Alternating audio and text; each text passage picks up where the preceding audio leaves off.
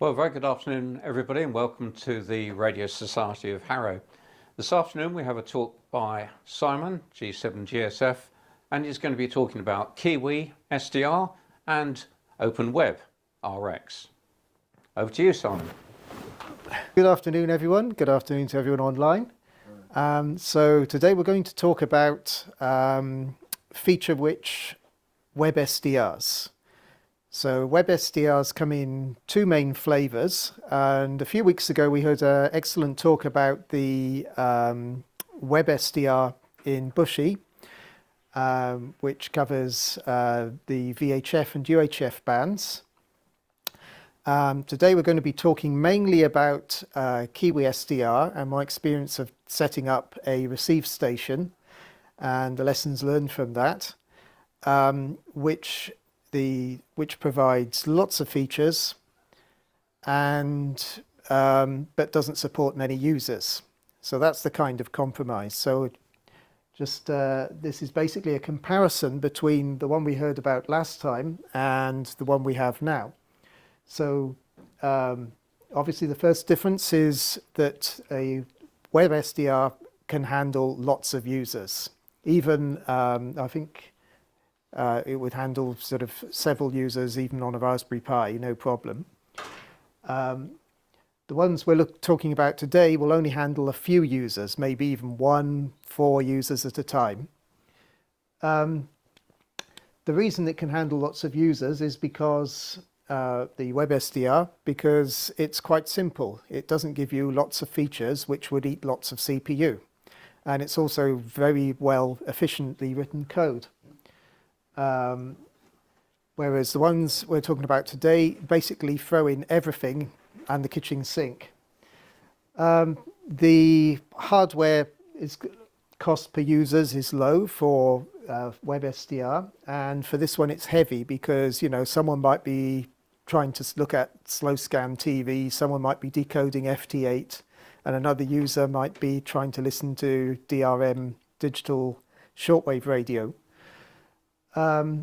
The web SDR is closed source, but I understand it's freeware, so I can't sort of look at the code.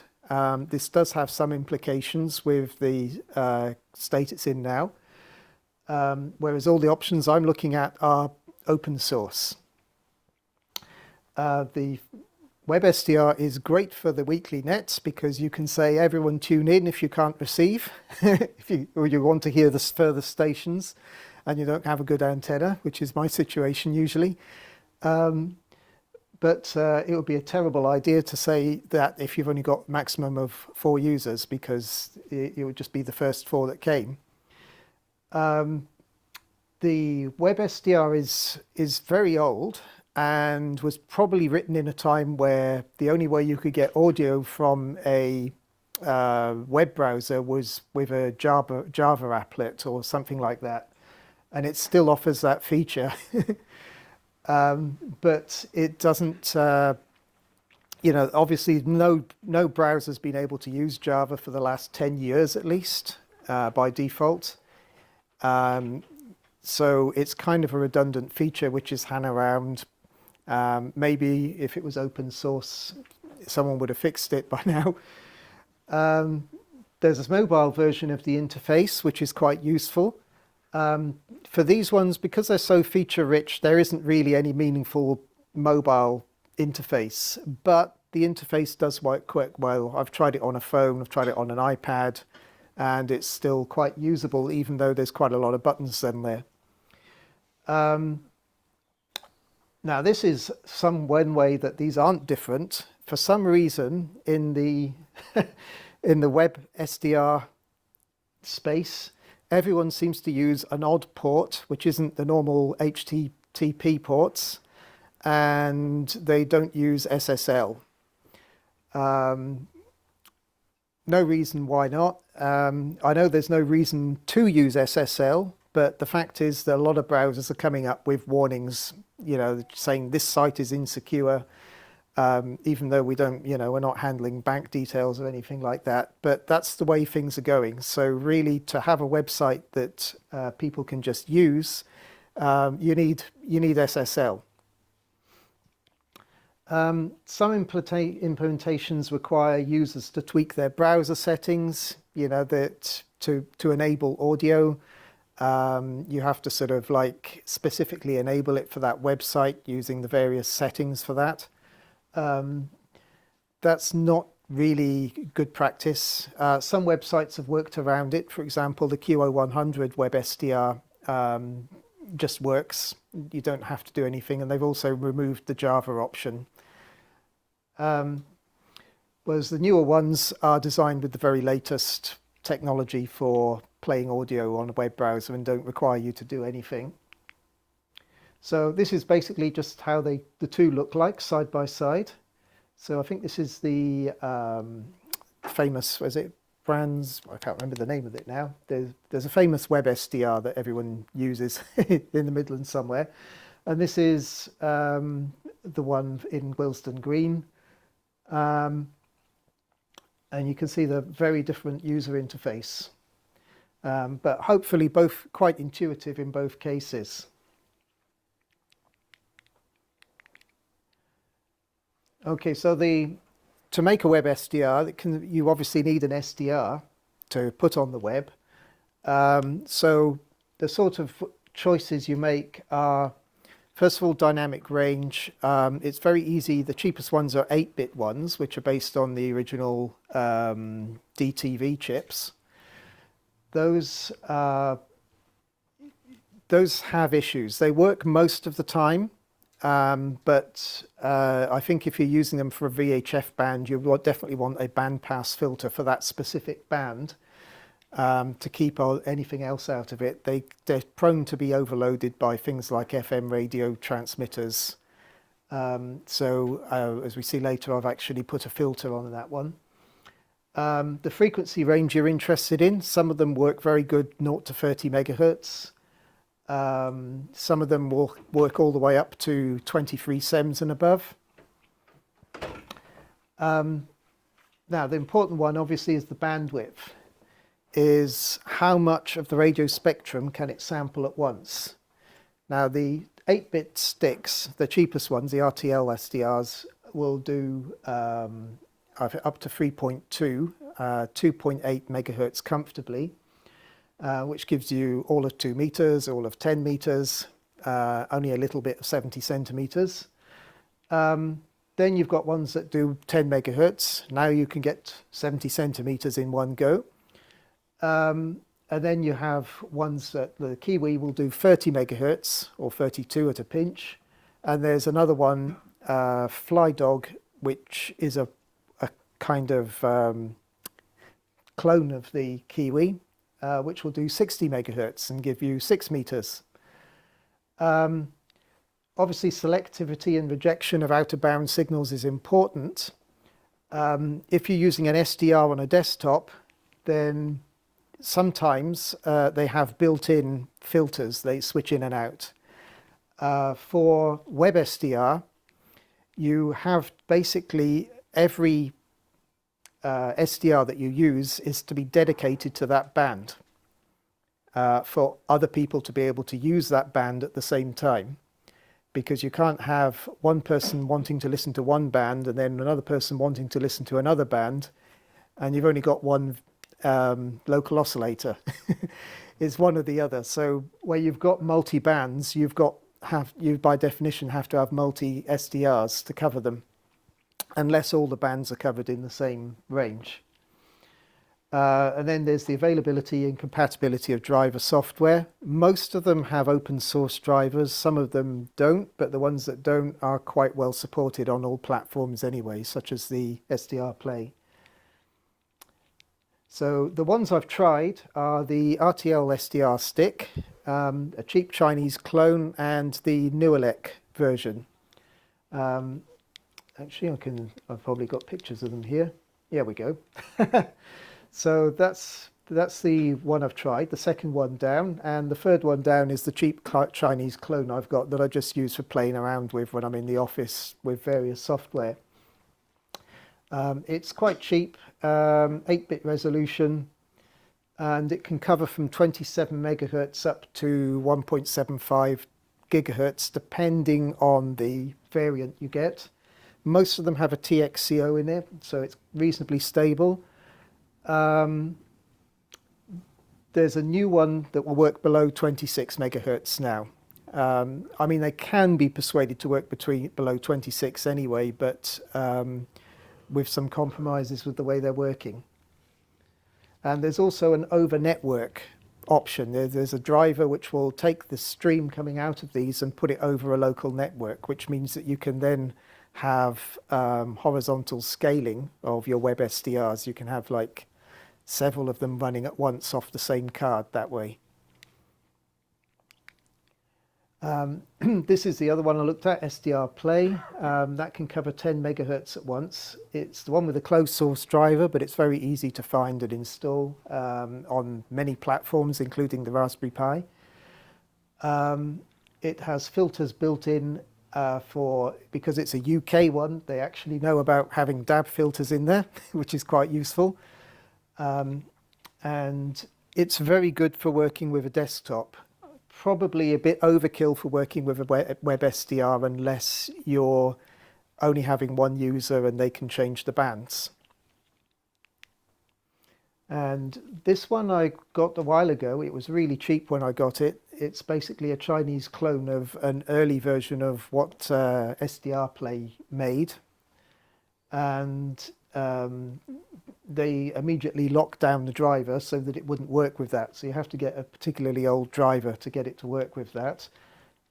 It doesn't work with much software. I've spent a lot of time bashing my head against this, but it does work really easily with OpenWebRX, which we'll come to later. But that will give you probably the cheapest way to get 70 centimeters in one go. And then the star of the show, the Kiwi SDR. That's an actual picture I think I took. And that is as bad as all you need to do is plug power into it, an antenna and network, and you're online. It's the easiest solution there is if you want an HF SDR. And this is what the user interface looks like. Which one is that? That's G7GSF in the southwest of the UK. And that's one of my favorite ones because it has a very nice antenna and gives you a fantastic signal to noise ratio. So if you want to listen to, HF in any area in the UK, this is one of the best ones I've found so far. You can see here where it's feature rich. You have lots of different modes that you can decode. Digital broadcast radio, fax, where you can, some of them are just visual aids, FFT, FSK gives you lots of options, FT8, FT4, slow scan TV, quite a lot of things. So this is an example of the sort of things it can do when you use the decoder. You can see here we've got SSTV decoding. I just did that last week. I picked up these signals. This is decoding FT8 and it uploads the spots to PSK Reporter. This is decoding WeatherFax. This is IBP, the IPP beacons. It will basically scan, it will wait for all the ones to finish on a particular band, then it will go to the next band, and you can see there's some Morse code traces here, here, and here. So you can actually do a full scan of IBP and leave it running, and it will give you a kind of a status report on it. What else have we got? That's decoding a time signal, German time signal. So it's telling you the time every few minutes. And what's this one? No, that's a time signal, sorry. This is something else, probably weather. Or a different type of time signal.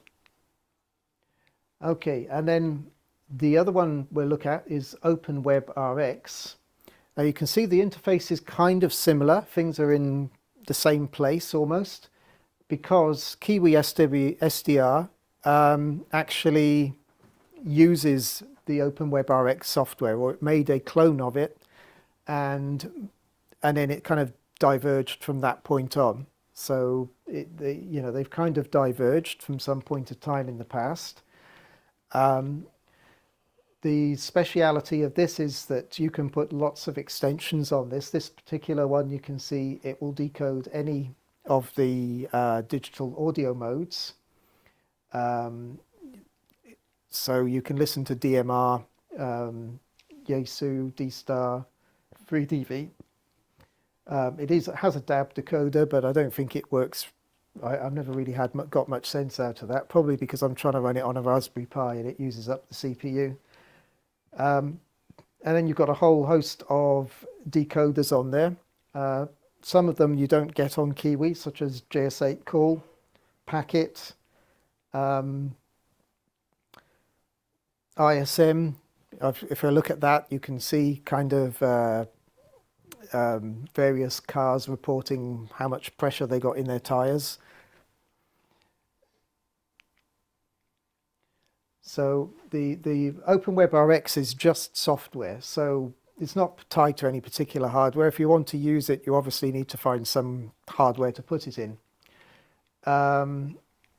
It's got no fixed user limits. Now, with Kiwi SDR, it does have user limits, but that's actually a good thing, because it will, exactly how many people can listen to it at the same time, can use digital mode at the same time, and it doesn't let you get to a point where things start failing. So the limits are very well defined to prevent the system being overloaded by users. Whereas this, you have to find out the hard way. There's no limits on it unless you set them. Because it's not going to be running on any predictable hardware. It could be running on anything, from a Raspberry Pi up to a powerful server, whatever you want to run it on. It has knowledge of all the repeaters, so you just say put bookmarks for all the repeaters within a, say, 100-kilometer radius of where I am, and it will do that. It will also default to whatever mode there are. If it's a DMR repeater, it will switch to DMR when you select it. Okay, so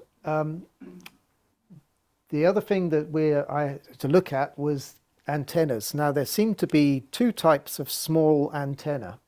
Now, obviously, you can't really beat the best SDRs I've seen on HF have large antennas, and they're probably in places where you can unfurl a large antenna and not get too much interference.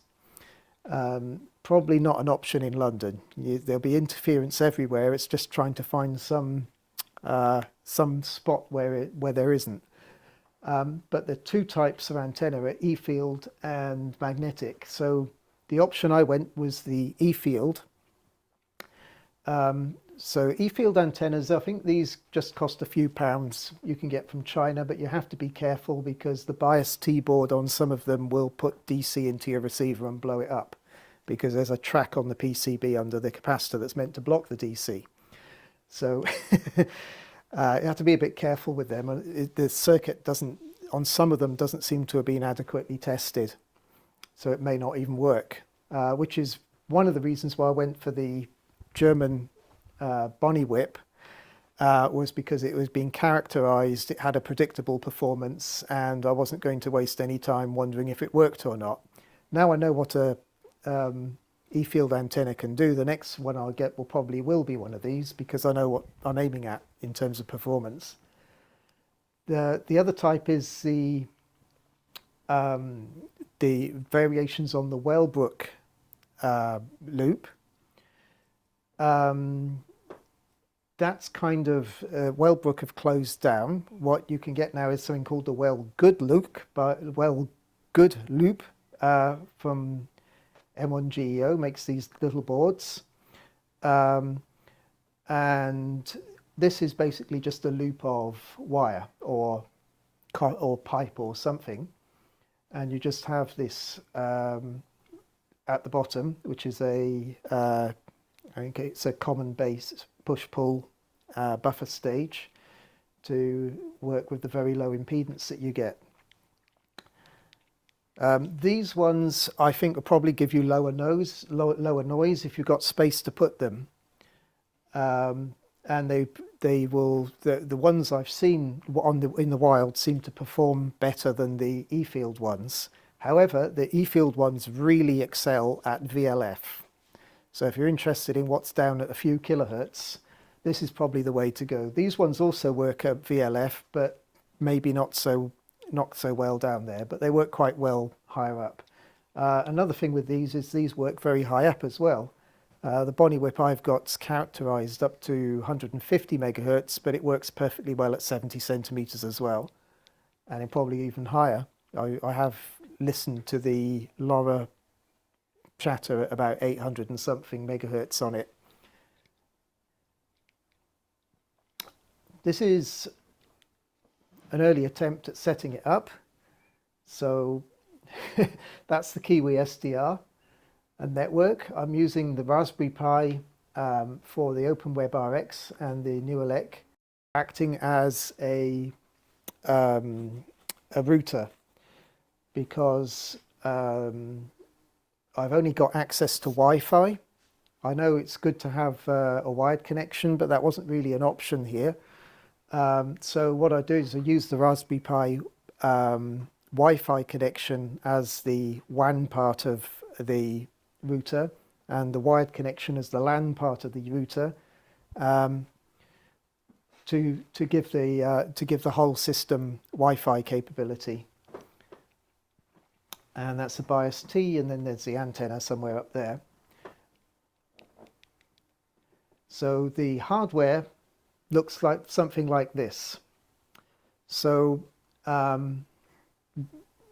with the this antenna, the most important part of this antenna is the bit that's very difficult to control, which is its ground, because that's part of the antenna. It's only going to measure E-field with respect to whatever it thinks is ground, and it picks up it can potentially pick up a lot of noise that way. So the quicker you can get the thing grounded, the better. You're going to get less noise, especially at low frequencies then. It's grounded to a steel girder, because I found that all the other grounds, like mains ground or any other ground like lightning conductors, were sinning with lots of noise because of all the other things connected to them. So a nice big ground is what it needs. I then have a common mode choke, which also comes from the same company, to isolate the ground from up here. Bias T. I used an old power brick that's linear. Then it has a GPS antenna because it's GPS locked frequency. And I used a medium wave band stop filter, which I'll explain why in a few slides. This needs an FM band stop filter, otherwise it just comes out everywhere. It was all over 10 meter band when I was listening to that, all these FM stations, so this fixed that. This is a Pi 3B, which is a little bit underpowered. I'll probably upgrade that to a more modern Pi as soon as I can. And these, the Kiwi advise using linear power supplies. There are some switching power supplies which work reasonably well, but you can't beat a linear power supply. So if it's possible to get one, that's the way to go. And this is the mains filter I found I needed as well, because there's quite a lot of noise on the mains. And a Wi-Fi extender. There's good Wi-Fi here, but this thing's right up into the skylight, so there's not a lot of signal for the Wi-Fi there. This is the linear power supply I used. I just found one on AliExpress. It's intended for use with audio, and it has one of these 5-volt connectors, which the Kiwi needs, and it has 2 USBs. So it will go up to 2 amps. So I'm using one per item, one for the Kiwi, one for the OpenWeb, the the Raspberry Pi. Another thing I do is I put some small capacitors across the bridge rectifier because it is a switching device after all, and if you want it to work down to VLF, even that will spray lots of harmonics from 50 Hertz. So I usually do this for any power supply related to RF. Yeah. So fortunately there's a lot of ambient light and you can't see what a hideous mess this is.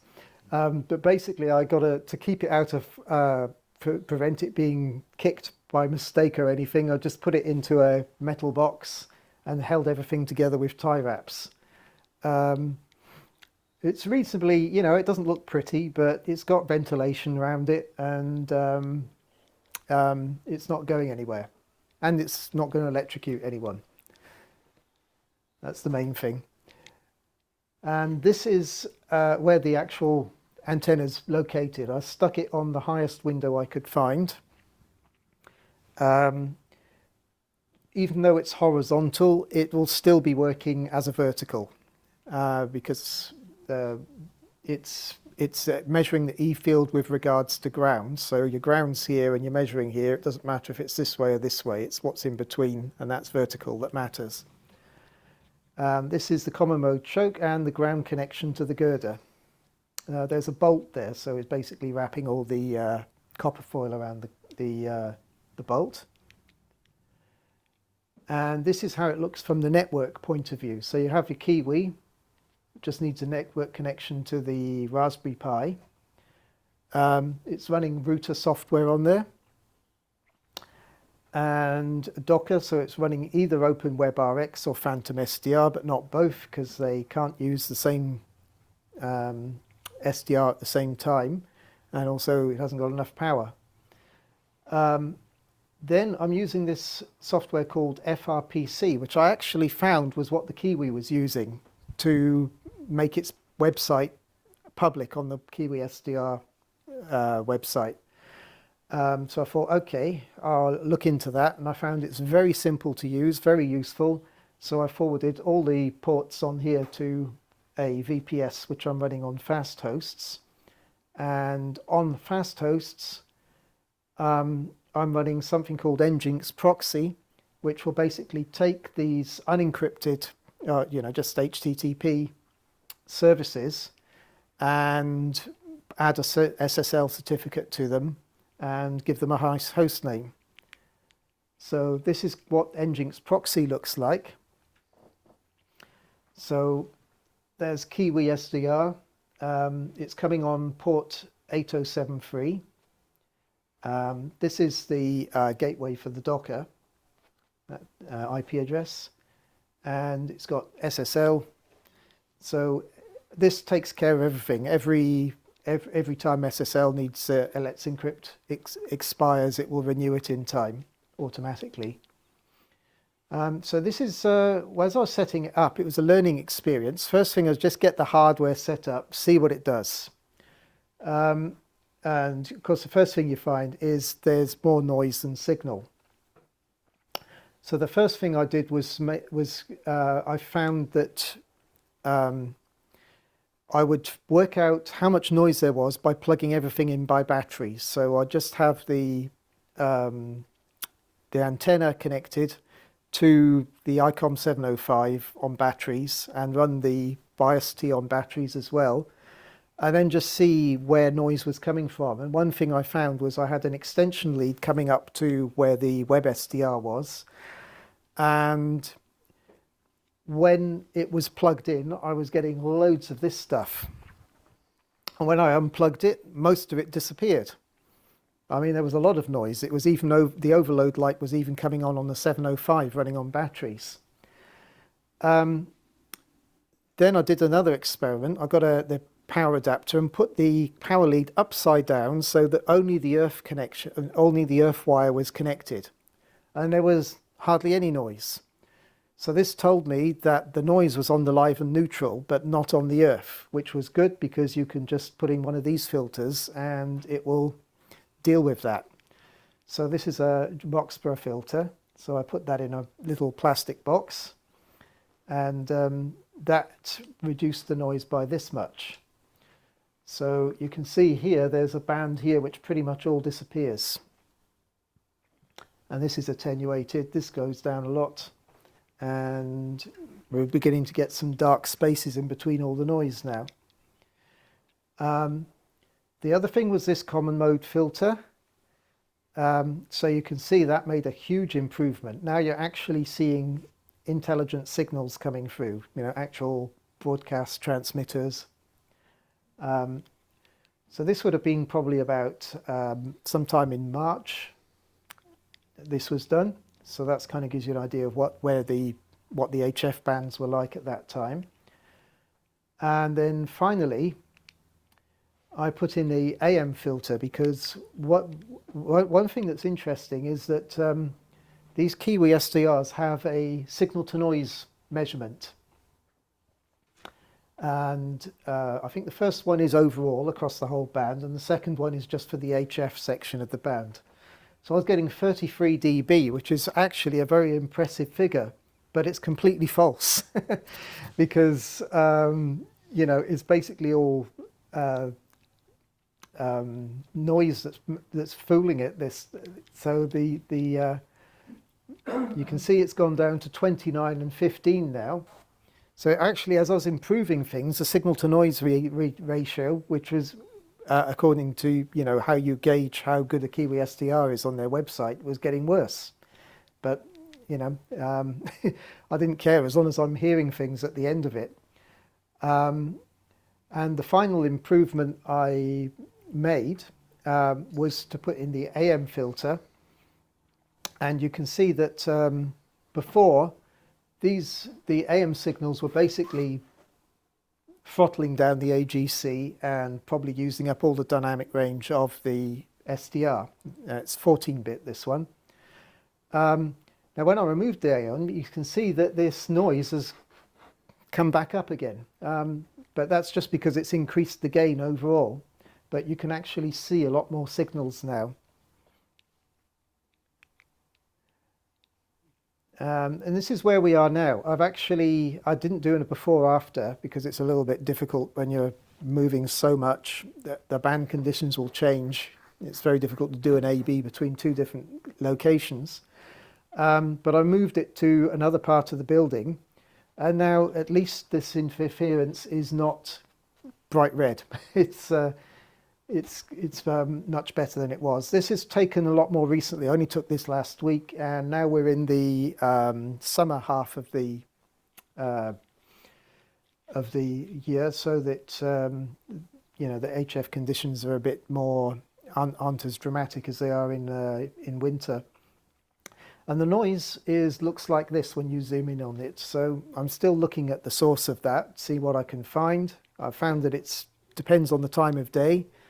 It's not something on a switch because it switches on and switches off at different times and different days in an unpredictable way. So it's someone manually switching something on at the beginning of the day and manually switching it off at the end of the day. So this will all disappear sort of at night, which is a good time to listen to the lower bands anyway. And this is where I'd like to be, is to have a view like that.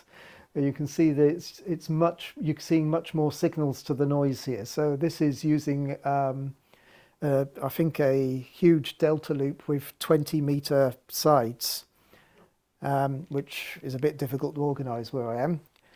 But I think I'm doing okay for Kiwi SDRs that are in London. There's another one in London which just is nothing but noise. Okay, finally, I want to introduce Phantom SDR because this is a potential alternative to the web SDR that we're currently using. This is a open source project. I think it was written about 2 or 3 years ago. Still active. I've actually sort of submitted bug reports and things, and the developers pretty much fixed them straight away. This is simple. It hasn't got lots of modes and digital decoders, but it's so it will handle more users, and it also offloads some of the processing onto the browser using technologies such as WebASM, so that again it can handle more users because the server is less loaded and people's phones, computers are getting more powerful, so it makes sense to offload as much as possible in terms of decoding onto the user side. And yeah, so these are the main features of it.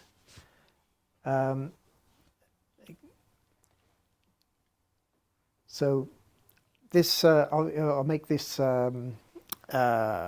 presentation available online on the afterwards, so you can look at these links in more detail. So that's the end of the actual presentation.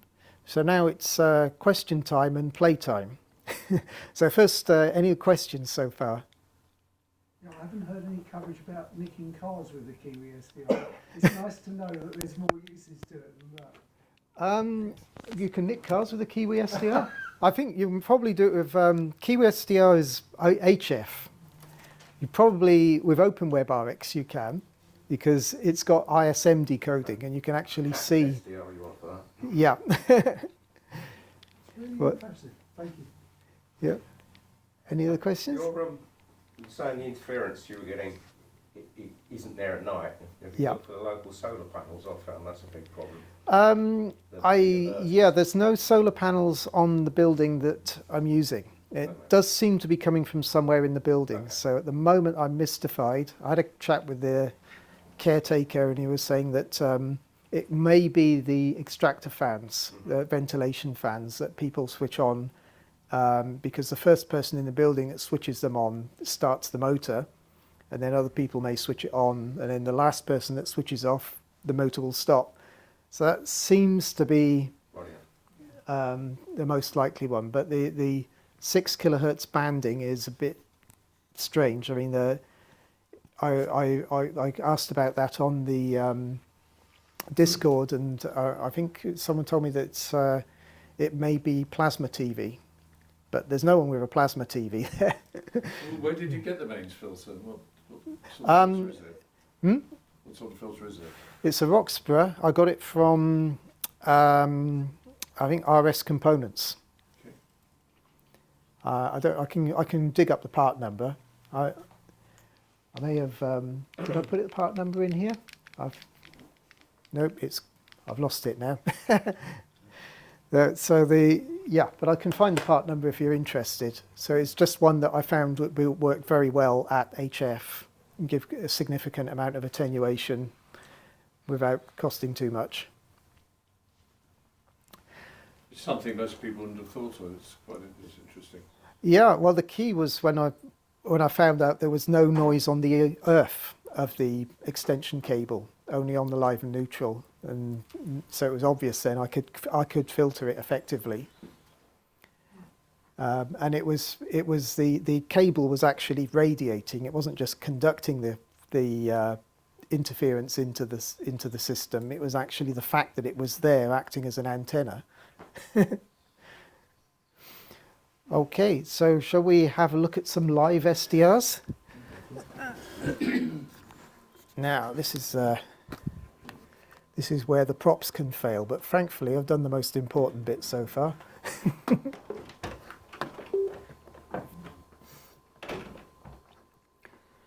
Okay, so this is I'll just drag this onto here. I'll have to turn the chair around there, so hopefully I'm still visible in profile. This is the main website for Kiwi SDR, and on here there's some interesting links for finding things. There's a map, so you can actually see all the Kiwi SDRs over the world. So if we zoom in, you can see the ones, you can see London's kind of unrepresented, except for this one in Willesden. So then if you click on that, it will go there. And there we are. That's our Willesden. And there may be something on 20 meters.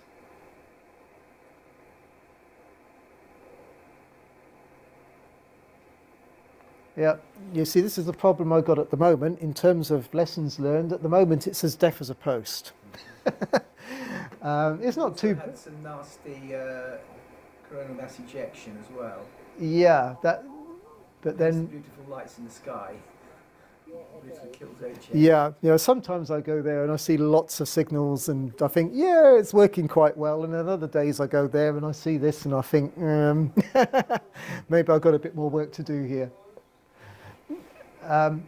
But the interesting thing is I can show you the VLF because this is where the E-field antennas work really well. So the lowest signal I can see is this one, which is from, I think, Norway. Yeah, Norway. So it's kind of some data which is encrypted. You can see here there's some kind of, from the FFT, there's something going on. I think this one's from Russia.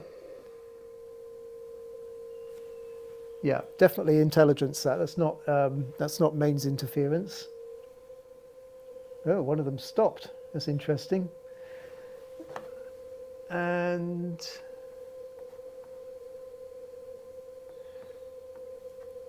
you can see there's some really strong ones, like from Germany. So they're all, I don't know if they're signaling submarines or something like that. So if you want a good listen, the Willesden SDR is good for listening to VLF. So this is now listening to MSF, which is our local time signal. From Cumbria now. Yeah. It picks up the German one, which is identical in the terms of the code it uses, about the same signal strength, maybe just slightly less. And there's plenty of other, yeah, I think the German one is here. This is it, DCF77. And you can see it sounds exactly the same, seems to be doing pretty much the same thing. And if you leave it long enough, it will attempt to decode it, but it takes ages, so we won't do that right now.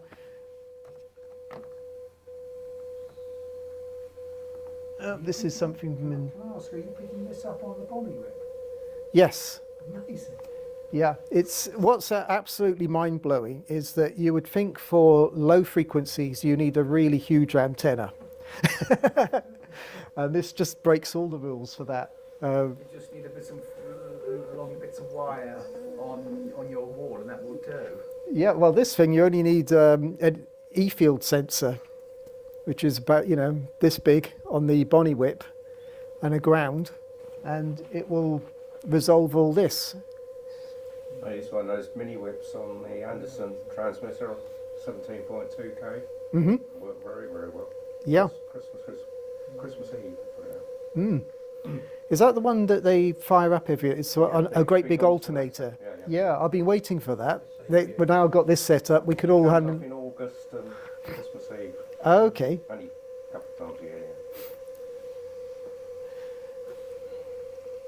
Okay, so yeah, the other one I'm going to show is yes. So I found this Open Web RX, which is in Essex, very, very well set up. You can see here, this one's listening 6 meters. It will also listen to the whole of 70 centimeters, and you can try, yeah. The thing is with these DMR repeaters is they give a little burst and you think, oh, there's someone to listen to, and it's not, because it's just sending its call sign, I guess. And there's absolutely nothing happening here. When I was setting up, there was loads of signals there. We could have listened to someone on YSF, Yesu, and no problem, but there's not a lot happening here. We can see if there's, we got ISM. No, we haven't. This is unfortunately it's not running very recent version of the software. It hasn't got many plugins in this. One I've got's got much more interesting. But I recommend having a play with some OpenWebRx because they can decode practically anything, especially in VHF, UHF bands. And the other one is I found a Phantom SDR. This is what Phantom SDR looks like. This is one in Germany. And it's I can see some CB signals, but the problem with them is if you tune into them during a live demonstration, you never know what kind of language you're going to get. So I found someone using sideband here. Let's turn it up.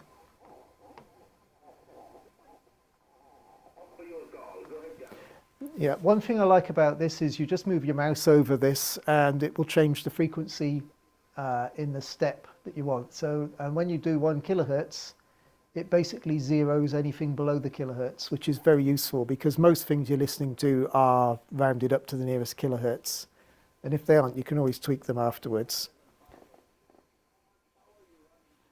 So that's listening to USB on there. It only has one decoder for FT8. I imagine that's just because it's early days. There'll be other decoders added soon.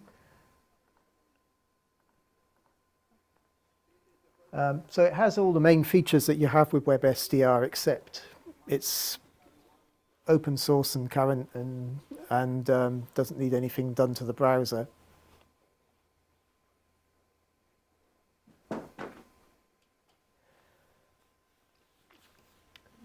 Okay, so I think I've given a good overview of where we're at. So you probably get some stronger broadcast signals on the broadcast HF bands, wouldn't you? If say reception's not so good at the moment. Yes. See, well, actually, if we go to that, I just type in. Yeah. So if you look at the whole band at once, you can usually see where the broadcast activity is, which is quite useful because you can see at a glance where the broadcasters think it's a good idea to transmit, and means that it's going to be near a band that's probably quite open. So you can see that they're broadcasting up here on 16 meters. What would be really nice now is if there was a station transmitting DRM, but they don't. Much digital audio? What's it? DRM, digital rail mom. Yeah. Mainly in the evenings, I find. In the evenings? Yeah. But I've yet. Don't the digits get going in the day? Yeah, I just, I've never found them. I mean, if you go to the DRM decoder, this one, extension. There have been a lot of extra transmissions from TDF. Yeah, France is doing them. Radio Romania, I think there's another one I've heard. BBC do at some time, not very often. 6 o'clock in the morning. Yeah. I think it's up early, Phil. But you can see they have a schedule here, which doesn't mean much. You know, you click on it and Well, my case gets a bit a little later. you wouldn't hear anything from Korea anyway, probably at this time. But sometimes, yeah, I'd be very pleasantly surprised if I heard anything at this time. You can actually tune into Kiwi SDRs in India and try and hear at least one of these AM stations that they do on medium wave. Yeah, I think India is the only place that has national radio on DRM. The Czechs tried DRM on medium wave, didn't they? They were the first people. Yeah. And they stopped? I think they have, yes. Yeah. I must admit, I've never actually listened to a DRM station and thought it sounded better than AM. They use very narrow bit rates, you know, something like 8 to 9 kilobits. And everything sounds like it's in a tunnel. And I can understand why it hasn't really taken off. And also, the signal falls apart very quickly with even the slightest bit of fading, I found. There are different options that they have to make it resistant to multipath, but really, I haven't had any reason to think it's better than AM yet. Some of them transmit web page like news headlines alongside the audio. Yes, yeah, Something called journal line. yeah, Accuracy, but, and they can potentially transmit pictures as well, but I haven't seen one do that. Only audio so far. But you can hear them on there. Oh, transmitters just start up where we're listening. That's interesting. Actually, that looks like a DRM signal. it does. But it's not strong enough to resolve. You see, we can see it, and What frequency is it on? that's the BBC. Actually, the BBC just started. That's on 21540.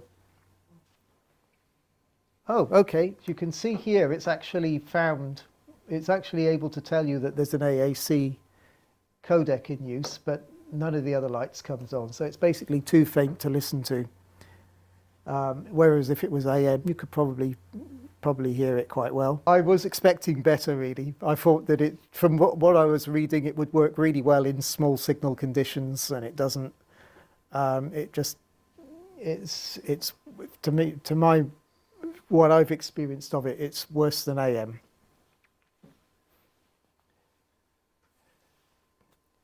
Okay. Do you want to stop there? Yes. Yeah, I think we'll stop there. Well, thanks very much indeed, Simon. That was a great presentation, and what a very wide range of variations there are now on SDR technology. Let's thank Simon in the usual way.